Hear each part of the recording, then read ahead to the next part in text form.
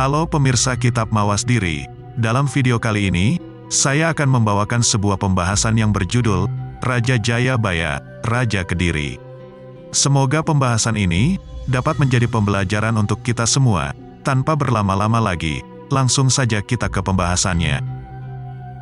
Maharaja Jayabaya adalah Raja Kediri, yang memerintah sekitar tahun 1135 hingga 1157.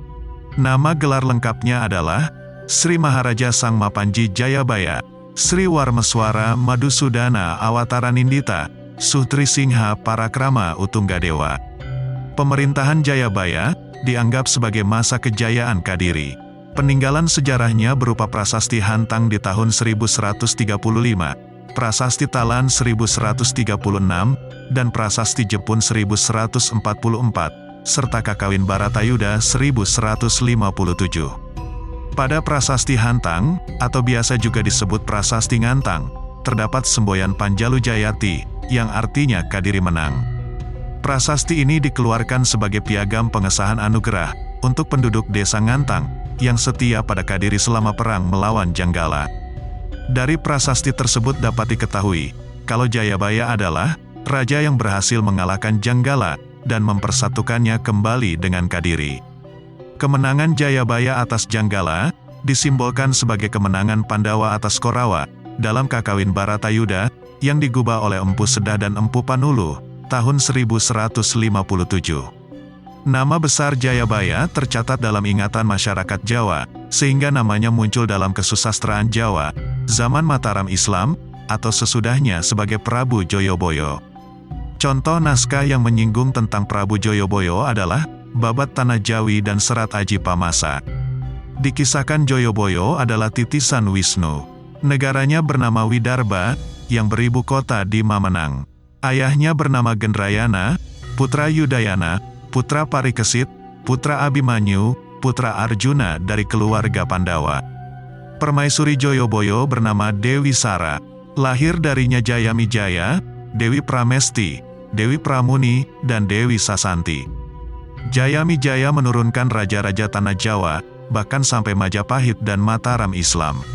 Sedangkan Pramesti menikah dengan Astradharma, Raja Yawastina, melahirkan Anglingdarma Raja Malawapati. Joyoboyo turun tahta pada usia tua. Ia dikisahkan moksa di Desa Menang, Kecamatan Pagu, Kabupaten Kediri. Tempat petilasannya tersebut dikeramatkan oleh penduduk setempat, dan masih ramai dikunjungi sampai sekarang.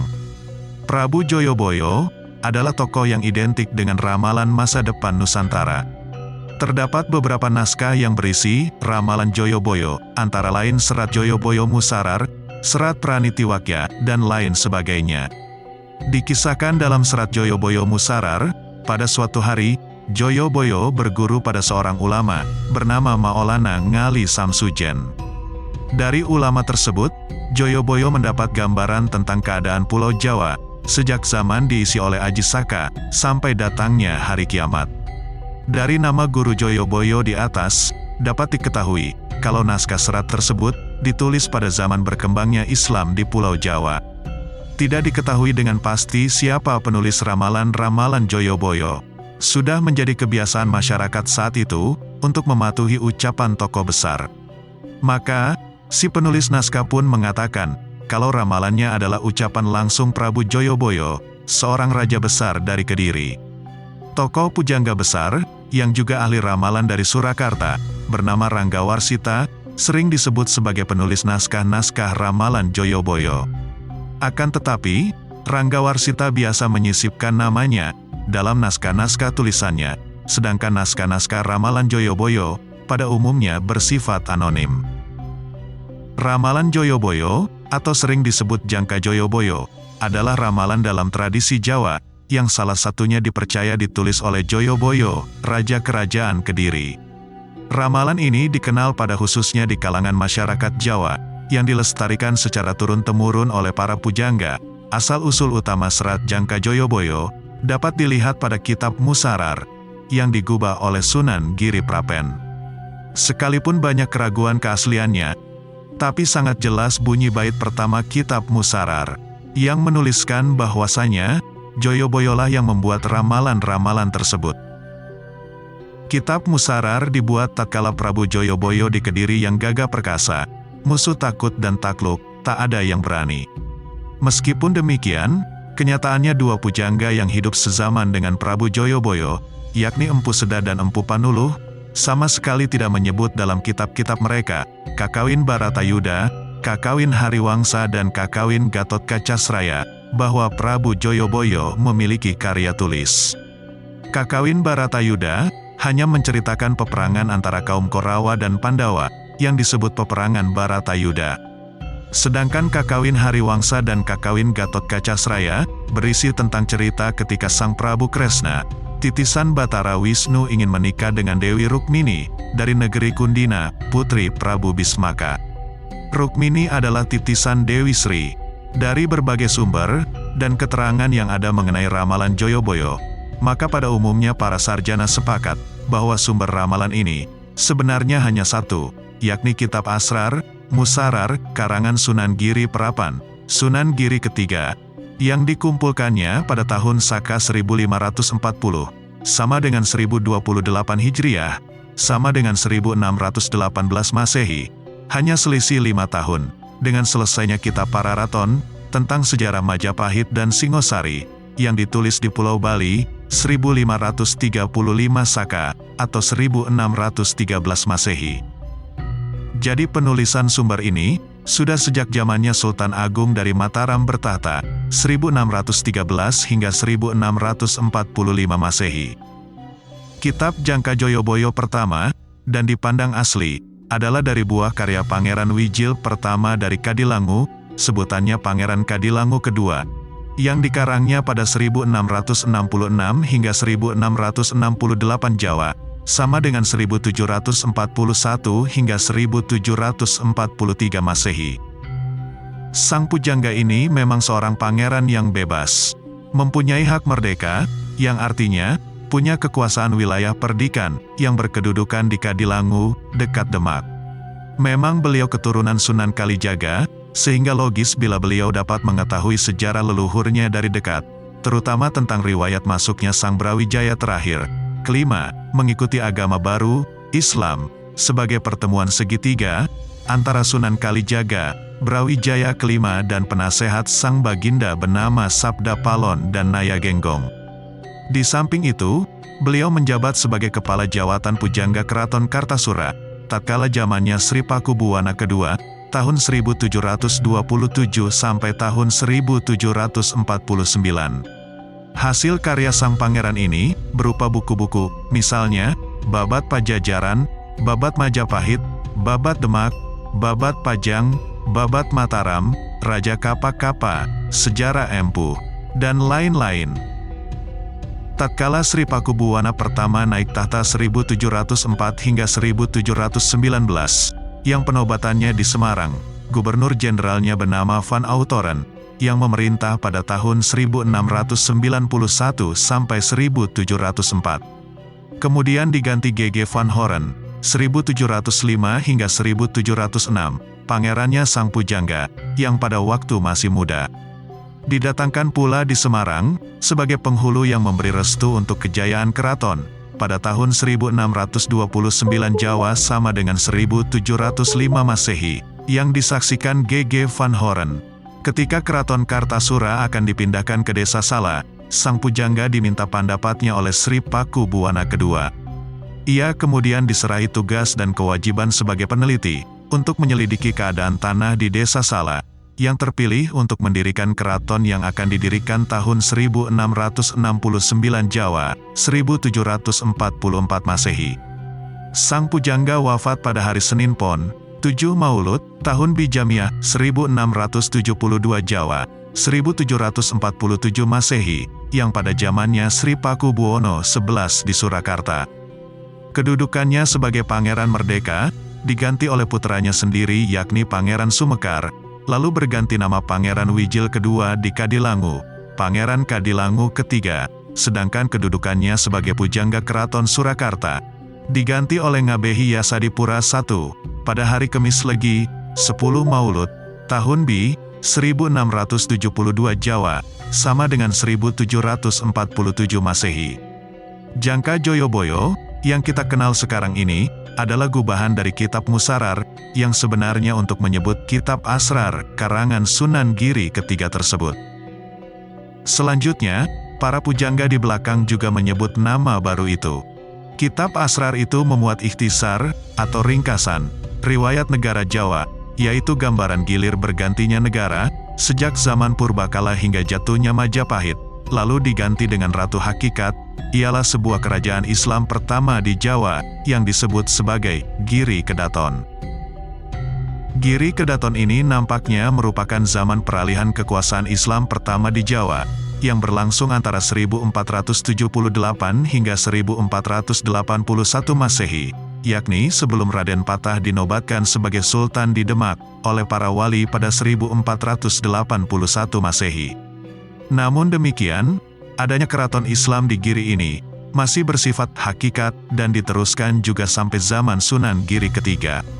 Sejak Sunan Giri ketiga ini, praktis kekuasaannya berakhir karena penaklukan yang dilakukan oleh Sultan Agung dari Mataram. Sejak Raden Patah naik tahta, 1481, Sunan Ratu dari Giri Kedaton ini, lalu turun tahta kerajaan, diganti oleh Ratu seluruh Jajatah, ialah Sultan di Demak, Raden Patah. Jadi keraton di Giri ini, kira-kira berdiri antara 1478 sampai 1481 Masehi, atau lebih lama lagi, yakni sejak Sunan Giri pertama mendirikannya, atau mungkin sudah sejak Maulana Malik Ibrahim, yang wafat pada tahun 1419 Masehi, 882 Hijriah. Setelah Kesultanan Demak jatuh pada masa Sultan Trenggono, lalu tahta kerajaan jatuh ke tangan raja yang mendapat julukan sebagai Ratu Bobodo, ialah Sultan Pajang. Disebut demikian karena pengaruh kalangan Ki Ageng yang berorientasi setengah Buddha, Hindu, dan setengah Islam, di bawah pengaruh kebatinan Syekh Siti Jenar, yang juga hendak dibasmi pengaruhnya sejak para wali masih hidup. Setelah kerajaan ini jatuh pula, lalu diganti oleh penguasa baru yakni Ratu Sundarowang. Mataram bertata dengan gelar Prabu Hanyokrokusumo, Sultan Agung, yang berkuasa di seluruh Jawa dan Madura. Di kelak kemudian hari, ditinjau dari sudut alam pikiran Sri Sultan Agung dari Mataram ini, akan muncullah seorang raja, bertahta di wilayah kerajaan Sundarowang ini, ialah seorang Raja Waliullah, yang bergelar Sang Prabu Heru Cakra, yang berkuasa di seluruh Jawa Madura, Patani dan Sriwijaya. Wasiat Sultan Agung itu, mengandung kalimat ramalan, bahwa kelak sesudah beliau turun dari tahta, kerajaan besar ini akan pulih kembali kewibawaannya, justru nanti di zaman jauh sesudah Sultan Agung wafat. Ini berarti, raja-raja pengganti beliau dinilai secara pandangan batin, sebagai raja-raja yang tidak bebas merdeka lagi. Bisa kita maklumi, karena pada tahun-tahun berikutnya, praktis Mataram sudah menjadi negara boneka VOC, yang menjadi musuh Sultan Agung. Ingat perang Sultan Agung dengan VOC, tahun 1628 dan 1629 yang diluruk ke Jakarta, atau Batavia oleh Sultan Agung. Oleh pujangga, kitab Asrar digubah dan dibentuk lagi, dengan pendirian dan cara yang lain, yakni dengan jalan mengambil pokok permulaan cerita Raja Joyoboyo dari Kediri.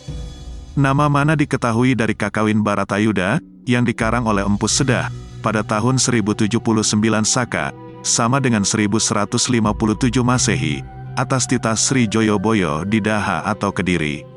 Setelah mendapat patokan, atau data baru, Raja Joyoboyo yang memang dikenal masyarakat sebagai pandai meramal, sang pujangga, Pangeran Wijil, lalu menulis kembali, dengan gubahan, Jangka Joyoboyo, dengan ini yang dipadukan, antara sumber serat Baratayuda dengan kitab Asrar, serta gambaran pertumbuhan negara-negara di karangnya, sebelumnya dalam bentuk babat. Lalu dari hasil penelitiannya, dicarikan intisarinya, dan diorbitkan dalam bentuk karya-karya baru, dengan harapan, dapat menjadi sumber semangat perjuangan, bagi generasi anak cucu di kemudian hari.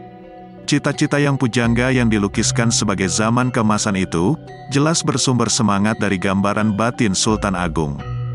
Jika kita teliti secara kronologi, sekarang, ternyata menunjukkan gambaran sebuah negara besar yang berdaulat penuh, yang kini bernama Republik Indonesia. Kedua sumber yang diperpadukan itu, ternyata senantiasa mengilhami para pujangga yang hidup di abad-abad kemudian, terutama pujangga terkenal Raden Ngabei, cucu buyut Pujangga Yasadipura I pengganti Pangeran Wijil I. Jangka Joyoboyo dari kitab Asrar ini, sungguh diperhatikan benar-benar oleh para pujangga di Surakarta, dalam abad 18-19 Masehi, dan sudah terang merupakan sumber perpustakaan dan kebudayaan Jawa Baru. Hal ini, ternyata dengan munculnya karangan-karangan baru, kitab Asrar, atau Musarar, dan Joyoboyo yang hanya bersifat ramalan belaka. Sehingga setelah itu, tumbuh bermacam-macam versi teristimewa karangan baru Serat Jayabaya, yang bersifat hakikat bercampur jangka atau ramalan, akan tetapi, dengan ujaran yang dihubungkan dengan lingkungan historisnya satu sama lain, sehingga merupakan tambahan riwayat buat negeri ini. Semua itu telah berasal dari satu sumber benih, yakni kitab Asrar, karya Sunan Giri ketiga, dan Jangka Jayabaya, gubahan dari kitab Asrar tadi, plus Serat Mahabharata, karangan Empu Sedah dan Panuluh. Dengan demikian, Jangka Jayabaya ini ditulis kembali dengan gubahan oleh Pangeran Wijil I pada tahun 1675 Jawa atau 1749 Masehi, bersama dengan gubahannya yang berbentuk puisi, yakni kitab Musarar. Dengan begitu, menjadi jelaslah apa yang kita baca sekarang ini. Kitab Musarar dibuat tatkala Prabu Jayabaya di Kediri yang gagah perkasa, musuh takut dan takluk, tak ada yang berani. Beliau sakti, sebab titisan Batara Wisnu. Waktu itu Sang Prabu menjadi Raja Agung, pasukannya raja-raja. Terkisahkan bahwa Sang Prabu punya putra lelaki yang tampan. Sesudah dewasa dijadikan raja di Pagedongan. Sangat raharja negaranya, hal tersebut menggembirakan Sang Prabu. Waktu itu, tersebutkan Sang Prabu akan mendapat tamu, seorang Raja Pandita dari Rum, bernama Sultan Maulana. Lengkapnya bernama Ngali Samsujen. Kedatangannya disambut sebaik-baiknya, sebab tamu tersebut seorang Raja Pandita lain bangsa, pantas dihormati. Setelah duduk, Sultan Ngali Samsujen berkata, "Sang Prabu Jayabaya, perkenankan saya memberi petua padamu, mengenai kitab Musarar. Yang menyebutkan tinggal 3 kali lagi, kemudian kerajaanmu akan diganti oleh orang lain."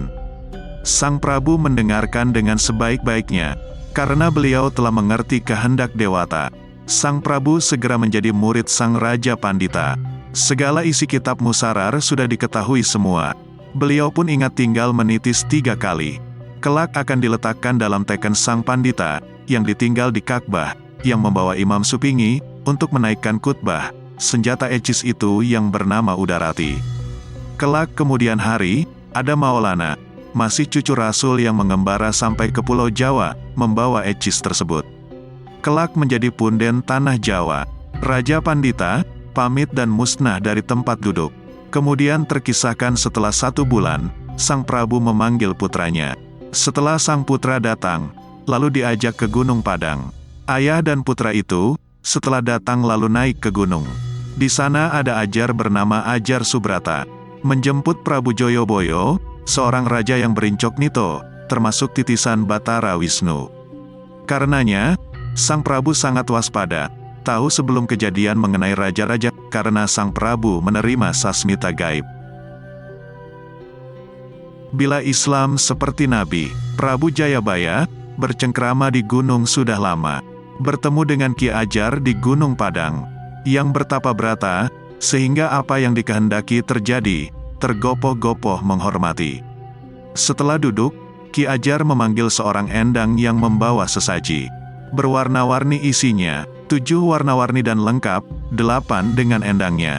Jadah atau ketan setakir, bawang putih 1 talam, kembang melati 1 bungkus, darah sepitrah, kunir sarimpang, sebatang pohon kajar dan kembang mojar 1 bungkus. Ke-8 endang seorang. Kemudian Ki Ajar menghaturkan sembah, "Inilah hidangan kami untuk Sang Prabu." Sang Prabu waspada, kemudian menarik senjata kerisnya.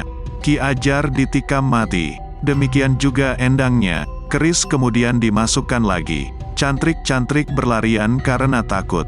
Sedangkan Raja Putra kecewa, melihat perbuatan ayahnya. Sang putra akan bertanya merasa takut. Kemudian mereka pun pulang. Datang di Kedaton, sang Prabu berbicara dengan putranya. "Heh anakku, kamu tahu ulah si Ajar yang saya bunuh. Sebab berdosa kepada guru saya, Sultan Maulana Ngali Samsujen, tatkala masih muda. Dia itu sudah diwejang atau diberitahu oleh guru, mengenai kitab Musarar. Sama seperti saya, namun dia menyalahi janji, musnah raja-raja di Pulau Jawa. Toh saya sudah diberitahu, bahwa saya tinggal 3 kali lagi. Bila sudah menitis 3 kali, kemudian ada zaman lagi, bukan perbuatan saya. Sudah dikatakan oleh Maulana Ngali, tidak mungkin berubah lagi. Diberi lambang zaman catur semuna segara asat. Itulah Jenggala, Kediri, Singasari dan Ngurawan. 4 raja itu masih kekuasaan saya. Negaranya bahagia di atas bumi, menghancurkan keburukan. Setelah 100 tahun, musnah keempat kerajaan tersebut.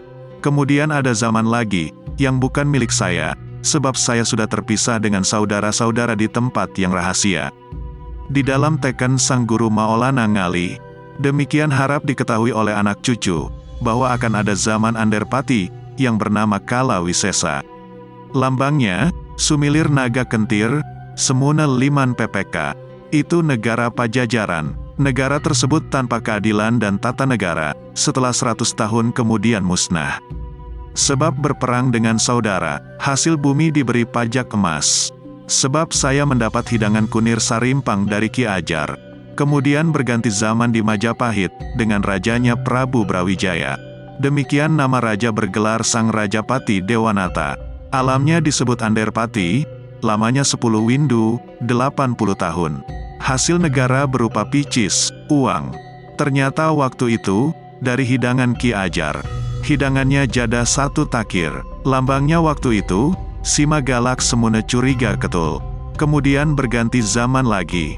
Di Gelagahwangi dengan ibu kota di Demak. Ada agama dengan pemimpinnya, bergelar Diyati Kalawisaya. 65 tahun kemudian musnah. Yang bertahta Ratu Adil serta wali, dan pandita semuanya cinta. Pajak rakyat berupa uang. Ternyata saya diberi hidangan bunga melati oleh Ki Ajar. Negara tersebut diberi lambang, kekesahan durung kongsi, kaselak kampu hebedah. Kemudian berganti zaman Kalajangga, beribu kota Pajang, dengan hukum seperti di Demak. Tidak diganti oleh anaknya, 36 tahun kemudian musnah. Negara ini diberi lambang, Cangkrama Putung Watange. Orang di desa terkena pajak pakaian dan uang. Sebab, Ki Ajar dahulu memberi hidangan sebatang pohon kajar. Kemudian berganti zaman di Mataram. Kala sakti Prabu Anyakrakusuma, dicintai pasukannya, kuat angkatan perangnya, dan kaya, disegani seluruh bangsa Jawa. Bahkan juga sebagai gantinya, Ajar dan wali serta pandita, bersatu dalam diri sang Prabu yang adil. Raja perkasa tetapi berbudi halus. Rakyat kena pajak real, sebab waktu itu, saya mendapat hidangan bawang putih dari Ki Ajar. Rajanya diberi gelar, Surakalpa Semuna Lintang Sinipat. Kemudian berganti lagi dengan lambang, kembang sempol, Semuna Modin tanpa sreban. Raja yang keempat, yang penghabisan diberi lambang Kalpasru Kanaka Putung. 100 tahun kemudian musnah, sebab melawan sekutu. Kemudian ada nahoda yang datang berdagang. Berdagang di tanah Jawa, kemudian mendapat sejengkal tanah. Lama-kelamaan ikut perang dan selalu menang, sehingga terpandang di Pulau Jawa. Zaman sudah berganti, meskipun masih keturunan Mataram. Negara bernamanya Krawati, dan ibu kota di Pajang. Raja berpasukan campur aduk, disegani setanah Jawa, yang memulai menjadi raja, dengan gelar Layon Keli, Semuna Satria Brangti. Kemudian berganti raja yang bergelar, Semuna Kenya Musoni. Tidak lama kemudian berganti, nama rajanya Lunggadung Raranglikasi. Artinya, raja yang penuh inisiatif dalam segala hal, namun memiliki kelemahan, suka wanita. Kemudian berganti, Gajah Meta Semuna Tengu Lelaki. Artinya, raja yang disegani atau ditakuti, namun nista. 60 tahun menerima kutukan, sehingga tenggelam negaranya, dan hukum tidak karu-karuan. Waktu itu, pajaknya rakyat adalah, uang Anggris dan uang. Sebab saya diberi hidangan darah sepitrah. Kemudian negara geger, tanah tidak berkhasiat, pemerintah rusak, rakyat celaka, bermacam-macam bencana yang tidak dapat ditolak. Negara rusak, raja berpisah dengan rakyat, bupati berdiri sendiri-sendiri, kemudian berganti zaman Kutila, rajanya Karamurka, yang artinya, raja-raja yang saling balas dendam. Lambangnya, Panji Loro Semune Pajang Mataram, yang artinya, dua kekuatan pimpinan yang saling jegal ingin menjatuhkan. Nahoda orang asing ikut serta memerintah, punya keberanian dan kaya, sarjana, orang arif dan bijak tidak ada. Rakyat sengsara, rumah hancur berantakan diterjang jalan besar. Kemudian diganti dengan lambang Rara Ngangsu, Randa Loro Nututi Pijer Tetukar, yang artinya, ratu yang selalu diikuti, atau diintai dua saudara wanita tua, untuk menggantikannya. Tidak berkesempatan menghias diri, raja yang tidak sempat mengatur negara, sebab adanya masalah-masalah yang merepotkan. Sinjang Kembentan Tinolih, itu sebuah lambang, yang menurut Syekh Ngali Samsujen, datangnya kala Bendu. Di Semarang, tembayat itulah yang mengerti, atau memahami lambang tersebut. Pajak rakyat banyak sekali macamnya. Semakin naik, panen tidak membuat kenyang, hasilnya berkurang. Orang jahat makin menjadi orang besar hatinya jahil. Makin hari makin bertambah kesengsaraan negara. Hukum dan pengadilan negara tidak berguna. Perintah berganti-ganti. Keadilan tidak ada. Yang benar dianggap salah. Yang jahat dianggap benar. Setan menyamar sebagai wahyu. Banyak orang melupakan Tuhan dan orang tua. Wanita hilang kehormatannya. Sebab saya diberi hidangan endang seorang, oleh Ki Ajar. Mulai perang tidak berakhir, kemudian ada tanda negara pecah. Banyak hal-hal yang luar biasa. Hujan salah waktu, banyak gempa dan gerhana, nyawa tidak berharga, tanah Jawa berantakan. Kemudian Raja Karamurka, Kutila musnah. Kemudian, kelak akan datang Tunjung Putih Semune, Pudak Kasungsang, raja berhati putih namun masih tersembunyi. Lahir di bumi Mekah, orang Islam yang sangat bertauhid, menjadi raja di dunia, bergelar Ratu Amisan, redalah kesengsaraan di bumi, nahoda ikut ke dalam persidangan. Raja keturunan Waliullah, berkedaton dua, di Mekah dan Tanah Jawa, orang Islam yang sangat menghormati leluhurnya, dan menyatu dengan ajaran tradisi Jawa, Kauru Jawa. Letaknya dekat dengan Gunung Perahu, sebelah barat Tempuran. Dicintai pasukannya, memang raja yang terkenal sedunia. Waktu itulah ada keadilan, rakyat pajaknya dinar, sebab saya diberi hidangan bunga seruni oleh Ki Ajar. Waktu itu pemerintahan raja baik sekali, orangnya tampan senyumnya manis sekali. Petilasan Joyoboyo, Petilasan Sri Aji Joyoboyo, terletak di Desa Menang, Pagu, Kabupaten Kediri, Jawa Timur, sekitar kurang lebih 8 km ke arah timur dari kota Kediri. Jadilah tempat di mana Sri Aji Joyoboyo, Loka Mukso. Loka Mukso artinya hilang bersama dengan jasadnya. Saat ini, setiap satu suro diadakan upacara adat yang dilakukan oleh Yayasan Hontodento Yogyakarta, bersama dengan pemerintah Kabupaten Kediri, dan menjadi objek wisata yang selalu penuh pengunjungnya. Di objek wisata ini, pengunjung dapat menyaksikan bangunan peninggalan kerajaan Kediri, seperti tempat mukso, bangunan balai-balai, dan kuluk dengan tinggi 4 meter. Upacara adat itu berupa kirap, atau iring-iringan dari Keraton Yogyakarta. Kirap tombak Kiai Bimo, menjadi salah satu ritual di dalamnya. Sekitar 500 orang yang menghadirinya, berebut kembang sisa ritual, dengan harapan menjadi berkah dalam kehidupannya. Tombak Kiai Bimo sendiri, merupakan salah satu peninggalan Prabu Sri Aji Joyoboyo, yang penemuannya terjadi hampir bersamaan dengan ditemukannya petilasan tempat Prabu Joyoboyo Muksa. Pusaka ini berwujud kayu melengkung, yang terbuat dari batang pohon sambi, yang konon berdiri di sekitar petilasan. Selama ini, tombak Kiai Bimo disimpan di kantor Yayasan Hontodento, yang didirikan sekelompok orang pengikut setia Sang Prabu, dan berkedudukan di Yogyakarta. Kirap tombak Kiai Bimo sendiri, diawali dari Balai Desa Pamenang, ke lokasi pamuksan yang berjarak sekitar 300 meter. Sesampainya di lokasi, kegiatan dilanjutkan dengan tabur kembang setaman, oleh 16 bocah perempuan yang belum balik, sehingga diyakini masih suci. Setelah tabur bunga oleh 16 bocah, acara puncak diawali dengan pemanjatan niat oleh pimpinan ritual, caos dahar berupa tabur bunga oleh pengurus Yayasan Honto Dento, dan diakhiri dengan penyemayaman tombak Kiai Bimo di lokasi Pamuksan, sebelum akhirnya dibawa kembali ke Balai Desa Pamenang, dan disimpan ulang di Yogyakarta. Seiring berakhirnya ritual, ratusan orang yang hadir di dalamnya diizinkan berebut kembang setaman dan melati, yang disebar di lokasi Pamuksan dan halaman di sekitarnya. Muncul kepercayaan, kembang tersebut akan menghadirkan ketenangan dalam menjalani hidup, serta memudahkan untuk terkabulkannya sebuah permintaan. Menurut cerita, Tirta Kamandanu ini adalah tempat mandinya atau bersucinya Sri Aji Jayabaya sebelum beliau muksa. Beberapa tahun yang lalu, sumber air di Tirta Kamandanu ini masih mengeluarkan air, tapi entah mengapa, sekarang sumber air itu ditutup dengan batu, kolamnya kering.